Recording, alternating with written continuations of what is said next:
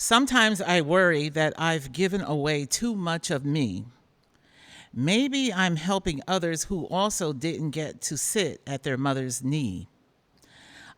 I don't learn about my mother's struggles with mental illness until I am much older, but I always sense something is wrong. Once, after attending a parent teacher conference, my mother begins to cry. This confuses me because I know I'm not that bad a kid. Later, I find out the teacher told her I daydreamed quite often while I was in class. Remembering that incident many years later, I also recall how my mother took great care with my hair and clothes so that I always looked perfect. I realize now that in her mind, any criticism of me reflected directly on her excellence as a parent. And as far as she was concerned, she was doing a perfect job of parenting me. Growing up, there's so much I want to express, but I don't know if it's safe to say. At 15, I began to write poetry.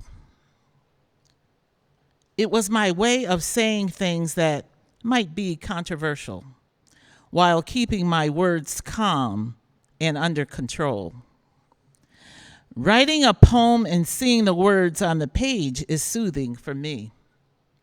Poetry teaches me that I can put the fragments and disconnected pieces of my life together to create something beautiful. Through my poems, I am able to see the beauty in my own life and the lives of broken people that I encounter. I understand this ability to be a gift. My storytelling can be so real, hard truth, along with how I feel, even on the video reel. My script writing can be a concept which I develop into a big deal, using words I carefully gather, braiding them together with relationships that sometimes do or don't matter, and full with script chatter. While my poetry can be pieces of my heart and where I give a reveal, I can be cold or loving and even bold, with every touch and every hold.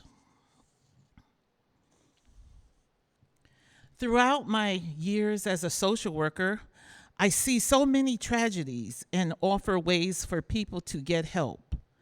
But not everyone can hear what I'm saying. I want to let people know that it's okay to be confused in life. Life is confusing and hurtful at times. It takes time to get it right. I mention this in many ways within my poetry. Life can be, and no matter how hard we try to understand it, there will always be another question. So please understand that's okay.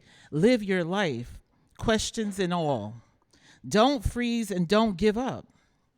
Take the time you need and go at your own pace.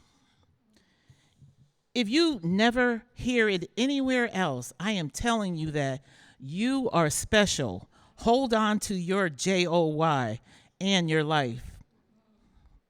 My grade school teacher was right. I actually did a lot of daydreaming in school. That was because the class routine was not interesting and did not challenge me, so I spent a lot of time wondering what life would be like as I grew up.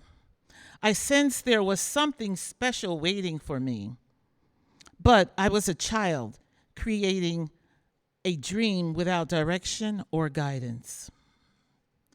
Throughout my life, I have been a resource for others.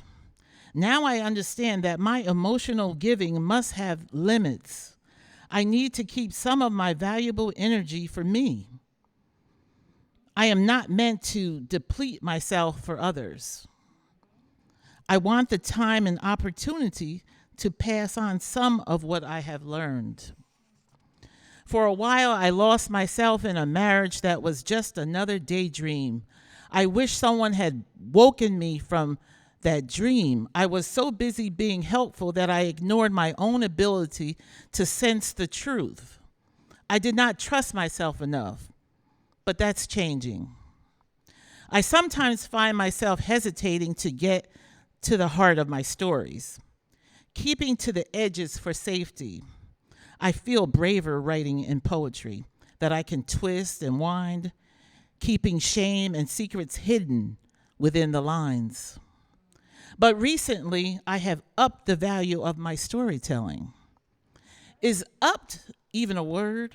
Well, I just made it a word, since it's a word to encourage my own self to get more of my story, more out of me.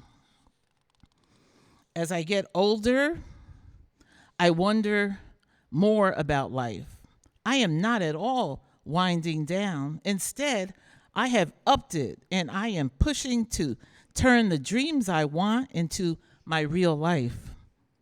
Recently, I performed in a local county players production of Ragtime, and it was a great experience.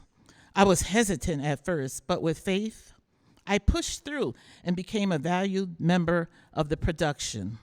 I also made some wonderful new friends along the way. From here on, I intend to continue participating in theatrical events, write my poetry book and share it with my community, produce the podcast to share some secrets about life, battle the battles that I need to battle, and drop the ones that I don't. In the past, I failed to truly believe in and value my dreams to live and share and be okay in our society, to have what I truly need. Now I am working to make my dreams a reality, and I want others to know that it's never too late. I can announce to you, if I want to, that nothing is black and white. I can ask you to look past all the hype, to search the path of words in order to know what is right. To be able to find your own light, I can advise you to hold on to your JOY, joy on you, and remember, it will always fit you right. Thank you.